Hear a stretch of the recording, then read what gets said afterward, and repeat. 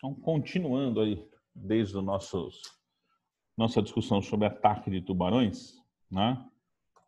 Vamos passar para os tetrápodas. Ó, o que significa esse termo tetrapodes? Ajuda aí. Significa dizer que esses bichinhos... tem o mouse voando aqui. Esses bichinhos têm 4 patas, né? Então, dentre os cordados, os anfíbios são os primeiros tetrapodes, têm 4 patas. E a presença de pata é fundamental para quê? Locomoção aonde? Né? Locomoção no meio terrestre, né? Cuidado com esse termo, né? Alguém colocou aqui a conquista terrestre. Ó, quando a gente fala em conquista do ambiente terrestre, quer dizer que ele conquistou em todos os sentidos, tá? Os anfíbios ainda não conquistaram o ambiente terrestre. Eles podem se locomover no ambiente terrestre, mas quando ele nasce, ele é o quê?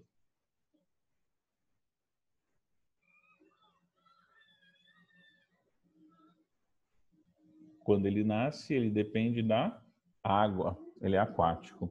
Então, ó, vamos fazer uma brincadeira aqui no cantinho. Ó. Peixes, anfíbios, répteis, aves e mamíferos. Divide esses dois caras aqui. Desculpa, esses dois caras não. Divide peixe, anfíbio, réptil, ave e mamífero em 2 grupos. Já respondo o chat. Tá, tem gente que divide aqui peixes e anfíbios, né? Agora eu tive um déjà vu, não sei se a gente viu isso ano passado, né? Ó, se eu dividir nessas 2 categorias, peixes e anfíbios, separados de aves, répteis e mamíferos, eu estou dividindo em animais aquáticos e animais terrestres, tá? Então, que bom que a gente não viu. Os animais aquáticos e terrestres. Mas a gente também nasceu na água e conquistamos o ambiente terrestre? Não. Você estava dentro de uma estrutura da sua mãe. Aquilo não significa que você nasceu na água. Quando a gente fala que o bichinho é aquático, quer dizer que foi um ovo posto na água, tá? Então ele dependeu da água, do ambiente para ser produzido. Nós não, nós somos animais terrestres, tá? Quais são as características de animais terrestres por enquanto? A gente vai dividir isso mais para frente. Então, os terrestres têm fecundação interna, tem órgão sexual com fecundação interna, tá? Ou postura de ovos com casca, ou desenvolvimento dentro do corpo, no caso das placentas. Né? Agora, os aquáticos, os peixes e anfíbios, quer dizer que eles têm a postura de ovo dentro d'água. Né? Muitas vezes com fecundação externa, né? Tirando algumas exceções, o tubarão tem fecundação interna e o ovo não tem casca. Por isso ele tem que ficar no meio aquático, porque ele não tem proteção contra a desidratação. Tá? Então, por isso os anfíbios, apesar de serem os primeiros que têm 4 patas, o que permitiu a locomoção no ambiente terrestre, ele ainda depende da água, como vocês mesmos escreveram, o girino. Tá?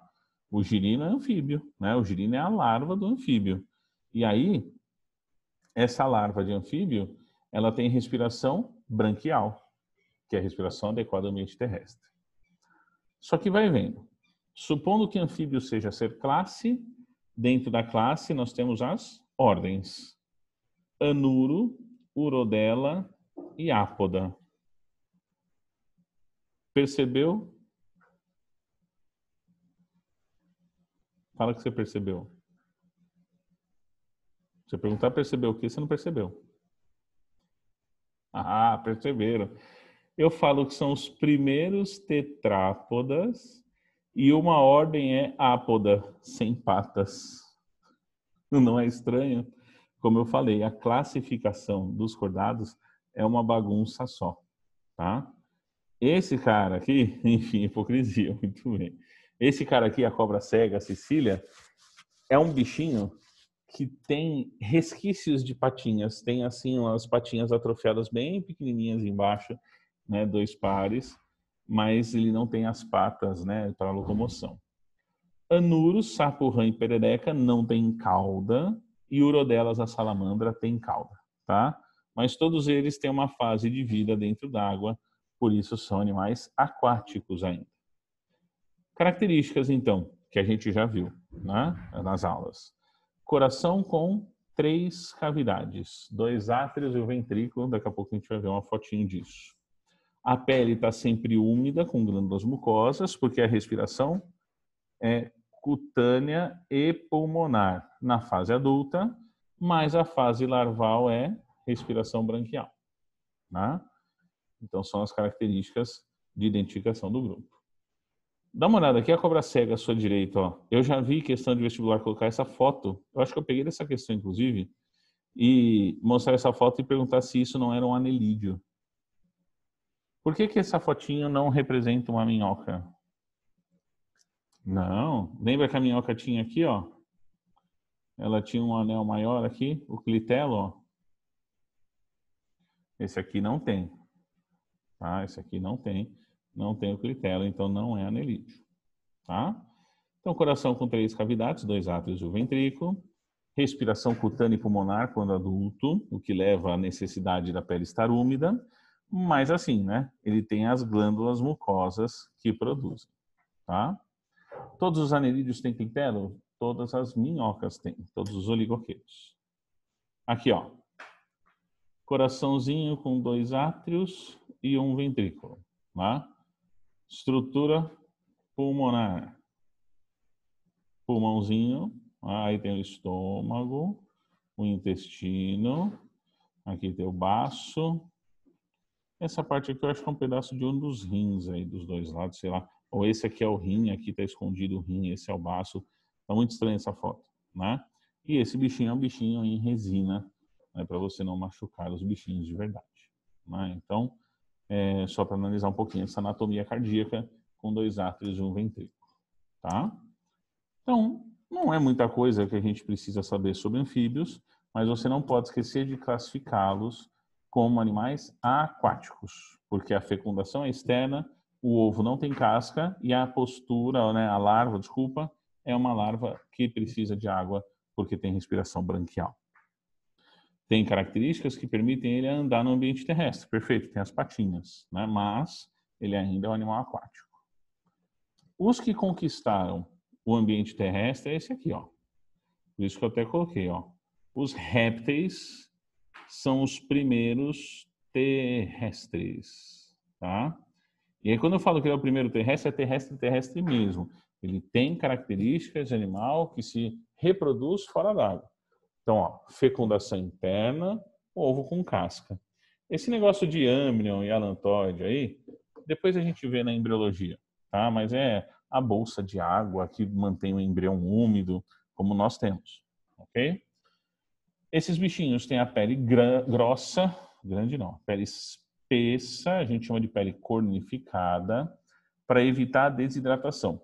Ela é grossa para ele não desidratar, não ficar perdendo água, tá? Só que isso leva a ele, né, tem essa impermeabilização da pele, leva ele a uma necessidade diferente. Se ele fica mais concentrado e não tiver água disponível, ele tem que jogar o sal fora, né? Então aparece a glândula de sal, tá?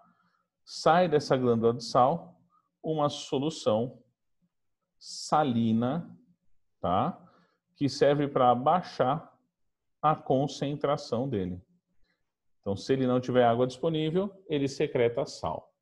Geralmente fica debaixo do olho, como alguém colocou no chat aqui, né, no privado aqui. Lágrima de crocodilo. Já foi questão da Unesp, se não me engano, na Unifesp, né, pedindo para você explicar esse dito popular, não chores lágrima de crocodilo. Lá, você fala assim, quando você está falando que a pessoa tem um choro falso. Na verdade, esses répteis, se eles estão muito tempo fora d'água, ele no olho começa a secretar esse sal e aí parece que o jacaré está chorando, mas não é de tristeza, né? Ou então eu lembro de uma questão, eu acho que deve ter na tarefa de vocês, porque sempre eu vi essa questão aí e não tem nos exercícios da aula, então só pode estar lá. Que fala que a tartaruga marinha sai da água para botar os ovos na terra, passa a noite inteira fazendo isso, sabe que apenas 1% dos filhotinhos chegarão à fase adulta porque são comidos e não sei o quê. E ela, sempre que volta para a água, volta chorando. Era para você explicar porque ela estava chorando. Não é porque ela ficou triste porque sabia que alguns filhotinhos iam morrer. É porque ela ficou muito tempo fora da água, começou a ficar mais concentrada e eliminar o sal, né? E além do mais, ó, a tartaruga marinha bebe água? Tartaruga marinha bebe água?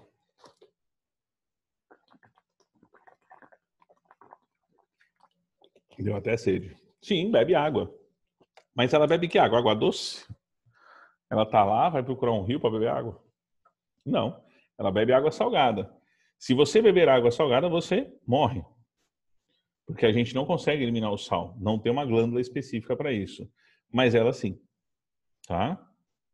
Ela chora porque ficou triste, sim. Não. Você ficou com os canudinhos lá. Mas ela não.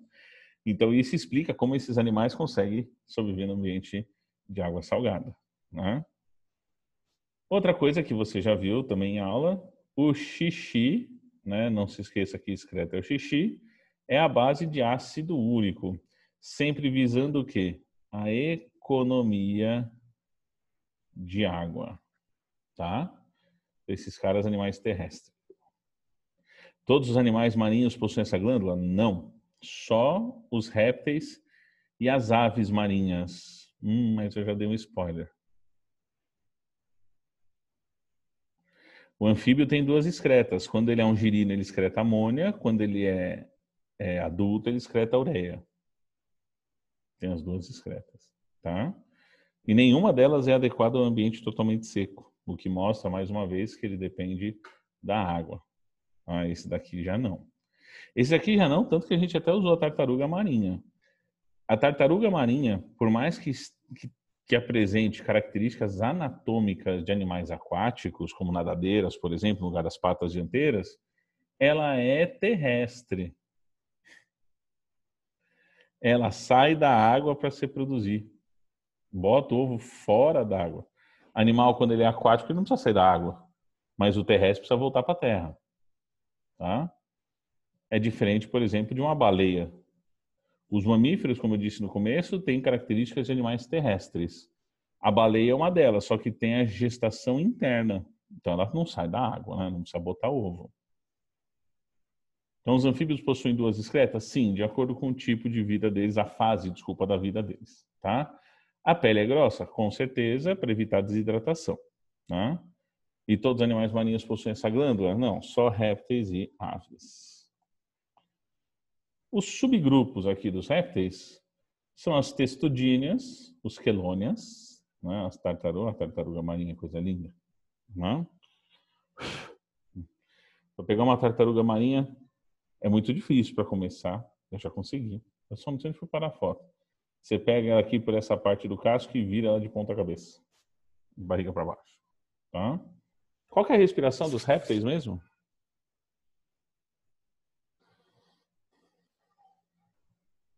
Pulmonar, por isso esse bichinho tem que subir para respirar, certo? E aí a questão, né, das mortes desses caras no ambiente marinho, porque ficam presos às redes de pesca. Porque ele não consegue subir para respirar, acaba morrendo, assim como golfinhos, né? Os mamíferos marinhos também precisam subir para respirar. Olha esse que bonitinho, esse lagarto, tá? Não, os marinhos...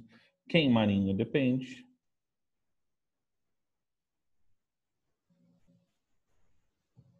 As cobras também. As cobras também têm glândula de sal. Todos os répteis têm. Fica aqui assim, ó. Pertinho do olho. Tá? Não, então, os cordados, né, os répteis, aves e mamíferos são terrestres. Né? E, por serem terrestres, têm respiração pulmonar. Agora, o sapo, ele tem respiração pulmonar, mas tem respiração tegumentar, pela pele. Então, ele consegue respirar debaixo d'água? Sim, absorvendo oxigênio da água pela pele. O peixe tem brânquia, Então, esses dois primeiros são aquáticos. Os outros, répteis, aves e mamíferos, são terrestres, tá? Ah, esse aqui é um lagartinho. Na verdade, é uma lagartixa, né? É uma lagartixa, que significa lagarto pequeno, nada demais. Então, tem características de répteis, né? Quando aparecer esses bichinhos e o termo muda, foi o que alguém já perguntou aqui, essa muda aqui é diferente da muda dos insetos. A muda dos répteis é a troca de pele. A muda dos artrópodes era a troca de esqueleto. Então tem essa diferença, né? E a autotomia talvez você já tenha visto, né? Se eu conseguir, eu gravo para vocês, apesar de eu achar muita sacanagem. Você pega esses bichos aí, né, principalmente os lagartos, se eles são estimulados, se você cutuca ele, se você está lá sacaneando com ele, ele solta um pedaço do rabo e sai correndo, né? Alto ele mesmo toma os cortes. Solta um pedaço do rabo e sai correndo na tentativa de o rabo distrair o predador dela, enquanto ele sai correndo e depois de um tempo forma um outro rabo, tá? Mas do rabo que saiu, ele não forma outra lagartixa, outro lagarto. Não é reprodução por regeneração, tá? É regeneração de uma parte do corpo que ele soltou. E isso é uma coisa hoje muito estudada na biologia, né? Na medicina da biologia. Como é que esses caras conseguem ter esse tipo de regeneração? Por que que nós também não conseguiríamos nessa ideia? Das cobras, eu coloquei essa imagem, eu acho que deve ter essa imagem na matéria para vocês, né, na teoria, mas assim, faz muitos anos mesmo, que eu não vejo aparecer classificação de cobra. Né? Classificação de cobra é de acordo com o glifo. O que é o glifo? O glifo é a presa, é o dentão dela. Tá? Então, por exemplo, a cobra chamada de aglifa, ela não tem o dente. São aquelas constritoras, aquelas que esmagam, a jiboia, a sucuri. Elas não têm veneno e também não tem nenhum dente, né, característico. Proteróglifa. Então, proteróglifa tem o dente, ele fica na frente, né? Muito parecida com a solenóglifa. Mas olha a diferença, ó. Olha o tamanho do dente da solenóglifa e o tamanho do dente da proteróglifa. E esse aqui por dentro tem um canal inoculador, coisa que a gente não vê aqui nesse dente, né? Então é como se, a solenóglifa é aquela que tira medo do capeta, que injeta o veneno e tudo mais.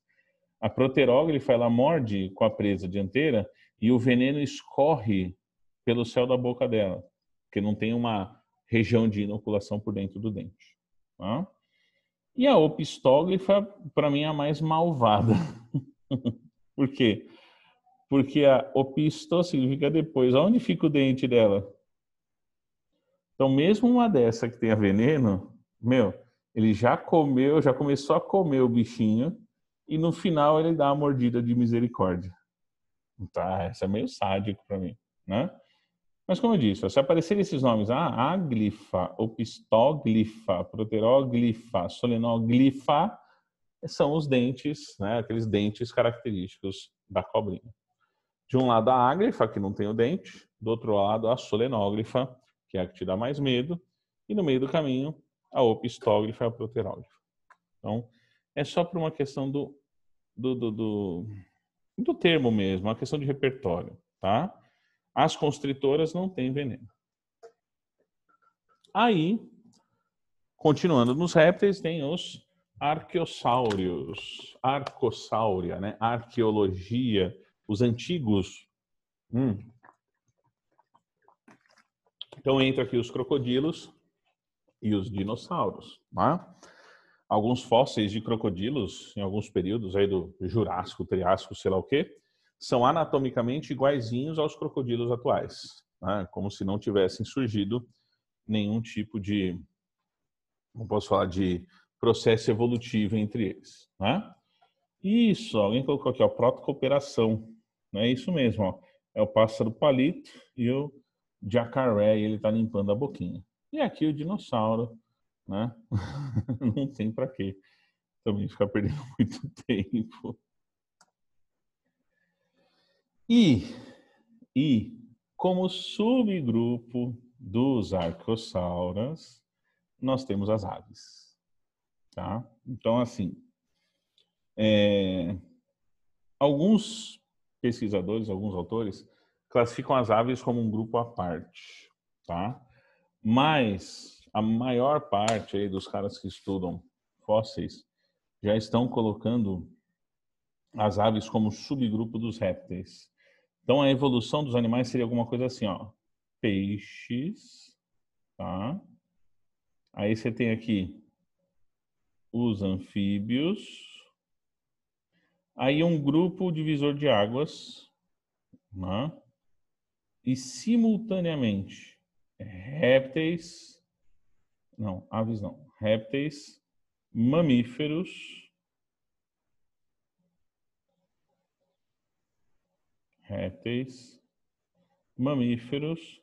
e daqui as aves, tá?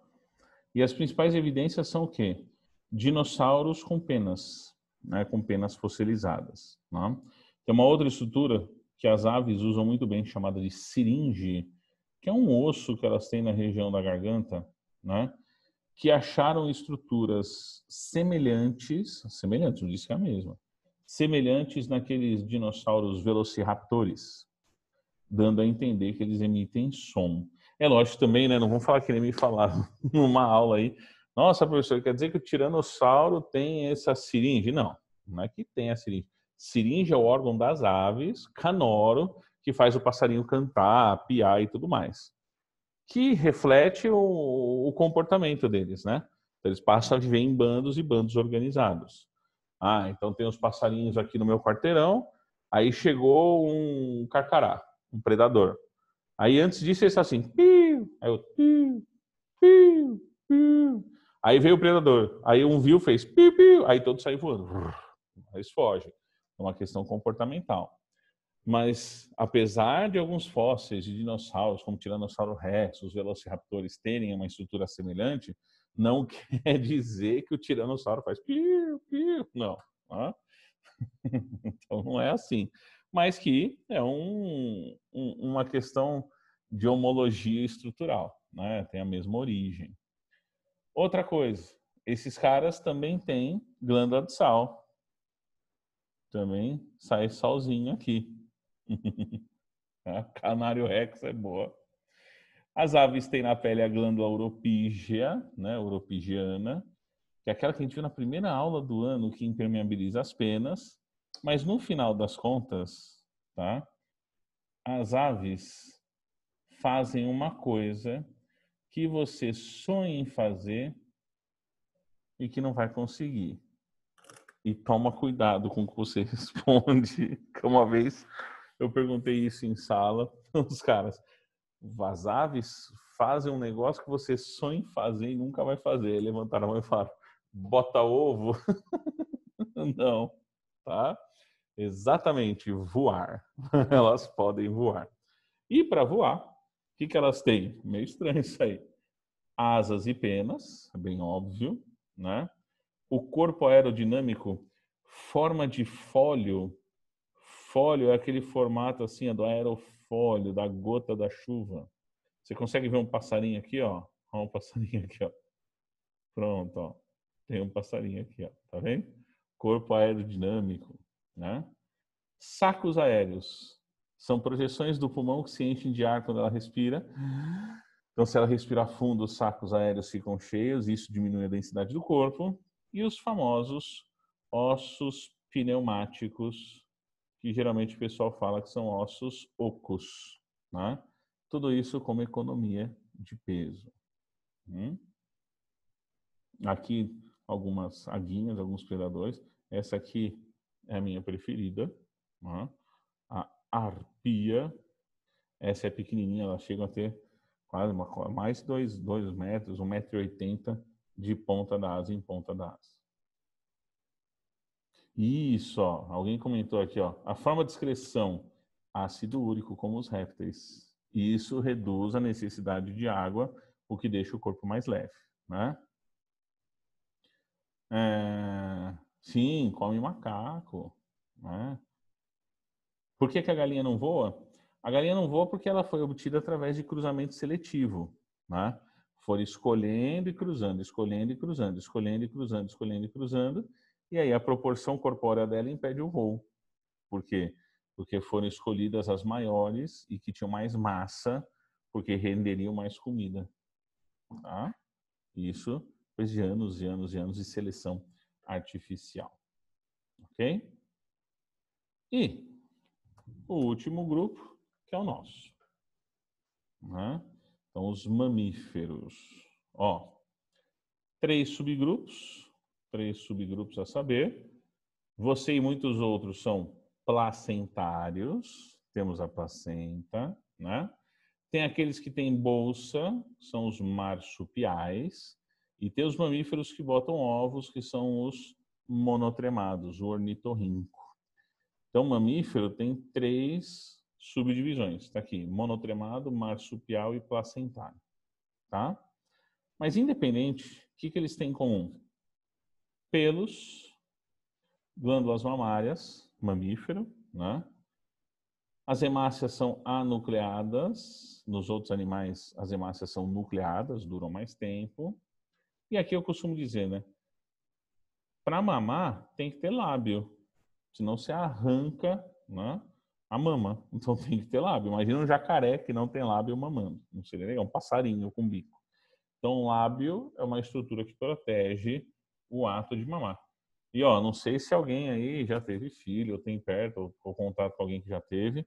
Não é tão fácil assim botar um bebezinho ali para mamar. Né? Chega até a sair sangue, machucar, dá até aflição. E para poder mamar, o músculo chamado de bucinador. Ó, nós começamos a falar de cordados, né, com os cordados vertebrados, os craniados, com o agnata, lembra? Que não tinha mandíbula, e o gnatostomado, que tinha mandíbula. Junto com a mandíbula, surge esse músculo aqui, ó, que aperta e fica duro, assim, ó, que é um músculo chamado de masseter. Masseter, amassar, abre e fecha a boca. Mas para mamar, você precisa fazer isso, ó. Esse movimento só é possível com o músculo bucinador. Você consegue pôr a mandíbula para frente e puxar, tá? Então só os mamíferos têm esse músculo também na boca. Olha que bonitinho esse marsupial. Meio estranho, né? Canguru. Eu gosto dessa foto de canguru aqui, ó. A mãe tá com cara de quem... O filho tá com cara de que fez merda, ó. E a mãe tá com cara de bravo, né? Então, olha só. O bichinho nasce, sai ainda essa... Eu ia falar larvinha, mas tá errado, não é larva, né? Sai aqui esse fetinho, ele sai do canal vaginal, vai subindo os pelos aqui. É lógico que com certeza alguns caem, morrem no meio do caminho. E aí ele entra no marsúpio, que é essa bolsa, uma dobra aqui. Lá dentro do marsúpio ele acha as tetinhas, se fixa lá e se alimenta, não é? E aí vai crescendo lá por um tempão. Beleza?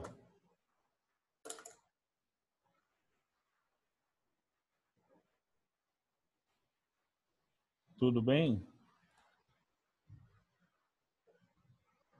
Então, bem taxativo, pensar um pouquinho nessa classificação, em como as coisas são observadas, tá? Na sequência, se não me engano, a gente fala um pouquinho de doenças, né? Protozooses, bactérias e vírus. E depois, no caderno 7, a parte de embriologia, tá? Dos mamíferos, um segundo.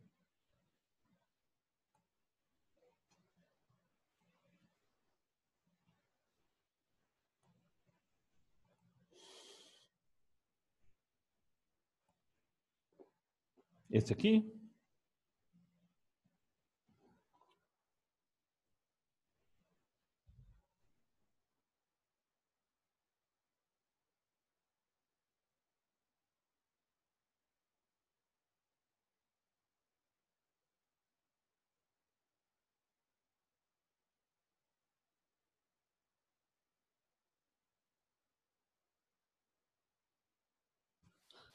Uma perguntinha, ó, dá para cuidar de um canguru fora da bolsa, em clínicas veterinárias e tal, só sobrevivem na bolsa? Ó, eu acho, do que a gente escuta falar e tal, que se tá nessa fase, que ele fica preso à mama, né, preso à glândula mamária, que não dá para simular isso, tá? Quando ele começa a fase de soltar, ir para o ambiente e voltar, ele já está comendo, ele soltou a mama, ele vai, come e volta, aí já dá para criar, tá? Porque tem casos aí de caça de canguru que é proibida, mas o pessoal caça e aí sobra, depois vê que tem um filhotinho lá dentro, e aí esse filhotinho é cuidado. Mas nessa fasezinha quase que embrionária, não dá, tá?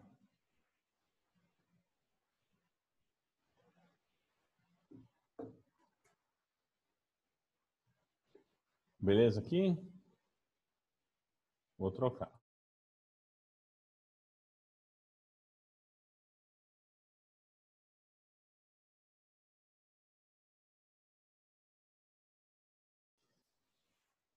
Vamos para os exercícios, então.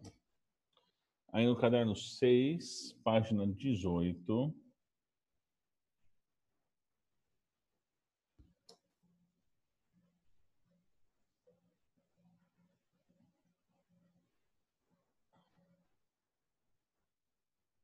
Achou? Podemos ir. Então, olha lá. Primeira questão. Tubarões e golfinhos são incluídos em um mesmo grupo em função do parentesco evolutivo, que se dá pela presença de características anatômicas e fisiológicas, tanto na fase embrionária quanto na fase adulta. Dentre essas características, é correto afirmar, cuidado. Quando ele fala que eles são do mesmo tipo, do mesmo grupo, eu estou comparando um, um tubarão e um golfinho. Tubarão é peixe, tá? Tubarão, cadê?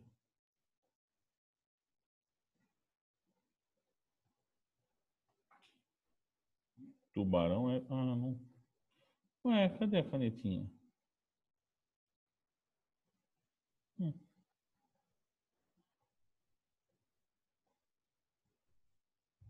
que estranho isso aqui. Eu estou usando outro programa. Enfim, vai aqui mesmo, dá muito trabalho. Então, o tubarão é peixe, tá? E o golfinho é mamífero. Então, assim, eles pertencem ao mesmo grupo? Se um é peixe, o outro é mamífero? Sim, ao grupo dos cordados, perfeito, né? Então, se ele é cordado, ele tem que ter tubo neural, notocorda e fendas branquiais. Por isso, ele classificou aqui como alternativa C, tá? Então, a primeira, C.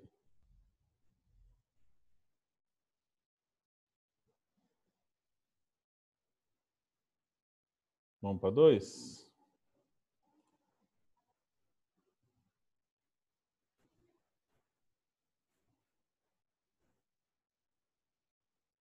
Na 2, ó.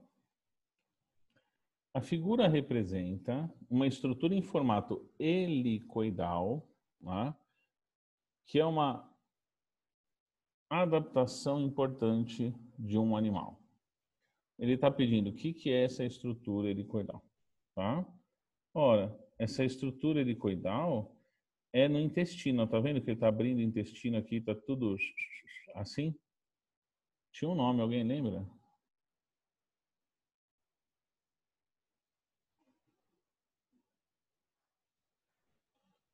Não é velocidade, velocidade é assim, ó, para cima e para baixo. Esse aqui é em espiral. Eu falei que existia um grupo que tinha válvula espiral ou tiflossole, né? Que eram os peixes cartilaginosos, tubarão. A moela é uma estrutura que a gente vai ver nas aves, né? Um aparelho de trituração. Esse aqui é só para aumentar a área de absorção, tá? Então não é galinha, aqui seria, né, a alternativa A seria a moela, né? Gafanhoto, perereca, polvo, não, aqui, ó.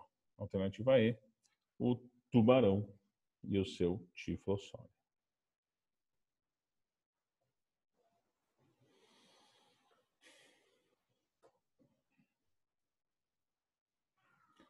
Aí a 3, que é um verdadeiro ou falso. A maioria das pessoas já ouviu falar que alguns anfíbios têm toxinas na pele.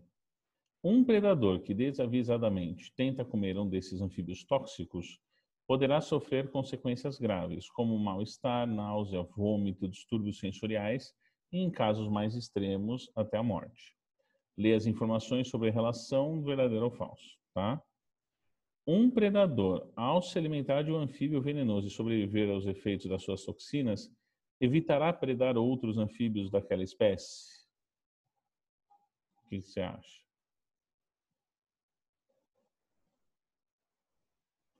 Com certeza, né? Não é à toa que você já sabe disso, você já viu alguma vez na vida desde que você era criança, os bichos que têm cores muito características e próprias e chamativas são venenosos. Preto com vermelho, preto com amarelo, né? Cores extravagantes, roxo, lilás, geralmente os caras são tóxicos. Por quê? Ele marca a sua imagem. Então, um filhotinho de jacaré lá achou um besourinho preto e amarelo que tem aqui na Amazônia. A hora que ele morde o besouro lança uma substância na boca dele e ele cospe. E aí, o que, que acontece? Ele, a próxima vez que ele vai comer e vê aquele negócio, aquele padrão de cor, ele não vai atacar. Tá? Isso é verdadeiro. Um predador, ao se alimentar de um anfíbio tóxico e sobreviver ao seu efeito, fica imune a esse veneno? Não. Não, senão esse cara imune vai comer todos os outros que sobraram. Né? Ah lá, olha. No desenho Rio, né, tem, o sapinho, né? O sapinho que mata, não lembro. Então, 2 falsos. 3. Para os anfíbios, ter toxina na pele é vantajoso, pois lhe permite escapar de inúmeros predadores. Com certeza. Né? Anfíbios tóxicos que têm contato com os predadores que sofreram o efeito de suas toxinas têm vantagens seletivas a longo prazo, que favorece a população das espécies. Com certeza também. Né? Então, todo esse item aqui está correto. Então, às vezes não. Às vezes o predador não morre. O predador morde, sente o gosto e sai. Tanto que no texto ele fala assim, ó, quer ver? Em casos mais extremos, a morte. Tá pensando que é o último caso. Então, a 4, ó, anfíbios tóxicos que têm contato com predadores que sofreram os efeitos de suas toxinas têm vantagem seletiva a longo prazo que favorece as populações das espécies tóxicas? Sim, porque ele deixa de ser comido. E aí a chance dele sobreviver é maior. O problema é se foi a primeira vez que um predador achou ele. Aí o predador não sabe e vai tentar comer ele. E aí pode ser que ele se machuque e até acabe morrendo. Tá? Agora vamos lá, página 19.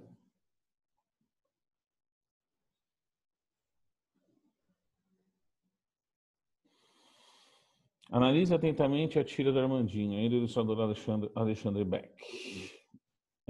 Alexandre Beck, Armandinho, não tenho preconceito de lagartixas, tenho nojo e medo. Medo já teve medo do sapo, lembra? Eu conheci melhor, justamente. Os animais ilustrados na imagem apresentam em comum um fato que animais são ilustrados na imagem.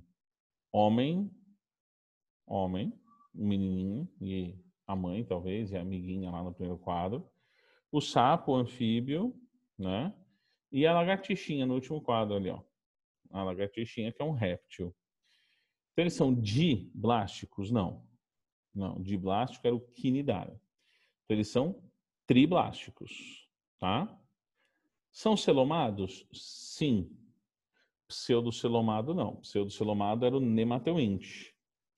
E como cordados, são protostômios ou deuterostômios? Então, primeiro vem o ânus, depois a boca, são deuterostômios.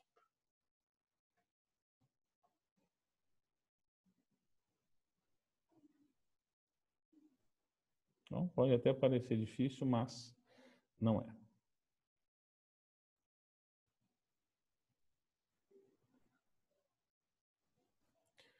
Protostoma é quando primeiro surge a boca, depois o ânus. Deuterostoma é quando primeiro surge o ânus, depois a boca. A gente vai ver isso em embriologia, tá? Que é o desenvolvimento do sistema digestório. Prometo para vocês.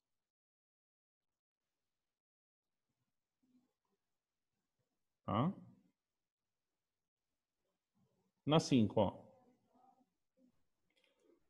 Nos animais, o desenvolvimento embrionário tem início após a fecundação, que corresponde à união do espermatozoide com o óvulo, formando-se a célula ovo ou zigoto. Já está entrando na matéria que a gente vai ver. Sobre o desenvolvimento embrionário dos animais, é correto afirmar que... Ó, então aqui, moçada, essa questão depende um pouco da embriologia que a gente vai ver na frente. Aí pela resposta ali da outra questão lá em cima, também a outra. Mas vamos ver o que a gente consegue pensar. Ó. A ocorrência da endoderme se dá no processo evolutivo a partir dos poríferos. Endoderme é um tecido. Porífero tem tecido? Não. Os equinodermos, do item B, são deuterostômios, assim como os cordados. Então, esse item está correto. Tá?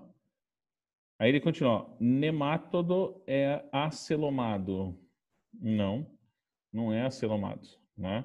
O nemátodo é pseudocelomado. Então, aqui está o erro. Ó. Ele é pseudocelomado. Os artrópodes possuem 3 folhetos germinativos, em que o ânus do adulto se origina a partir do blastóporo. Não, é a boca. Então, isso aqui está errado.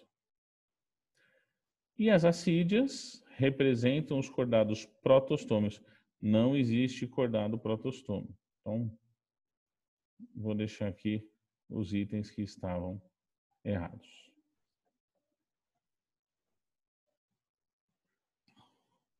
E a última.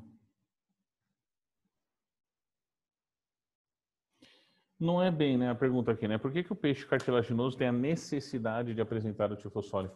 Não é bem uma necessidade, mas ele apresenta, tá? E para que serve? Como são animais carnívoros, né, são grandes predadores, os tubarões, que são os representantes do grupo principal, eles precisam aumentar a área de absorção, porque eles já têm o estômago grande. Por que o estômago grande? Porque ele come proteína. Então ele precisa de um intestino maior, mas não tem espaço. Então o intestino é todo espiralizado.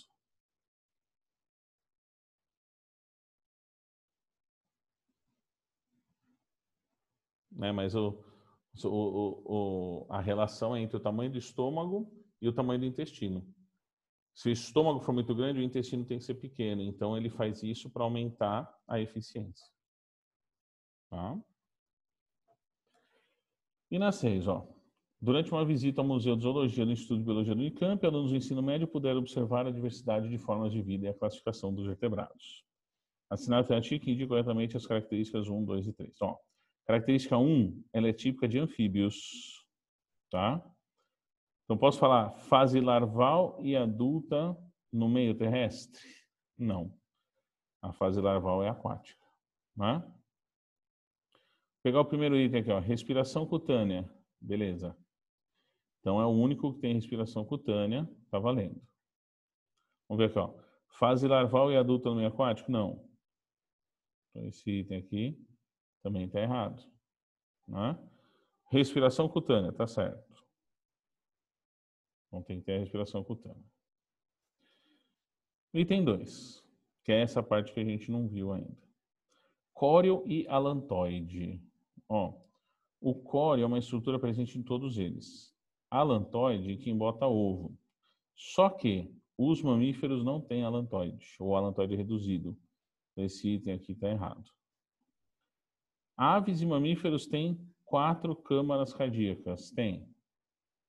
O peixe tinha 2, o anfíbio tem 3 e o réptil tem 3, mas não tem réptil aqui. Né? Ausência de dentes, número 3. As aves não têm dentes. Perfeito, tá certo. Né? E a presença de glândulas mamárias no mamífero. Então, esse item B aqui é o que tem mais itens corretos. No item C, fala 2, respiração pulmonar. 3, ausência de pelos, 3, ausência de dentes, 4, presença de pelos, estaria certo. Mas a fase larval e adulta não é aquática, né? E no 2 fala do core e do alantoide, que a gente não viu ainda. Mas um D aqui também tem, ó, 3 câmaras cardíacas em 3. Não, quem tem 3 é o anfíbio. Também estaria errado. Por isso a resposta, o item B. Com certeza. Né? A gente vai falar de mecanismo de vírus e bactérias. Pensando em ano de doença. Vamos falar aqui dos protozoários, né? E algumas doencinhas de protozoários.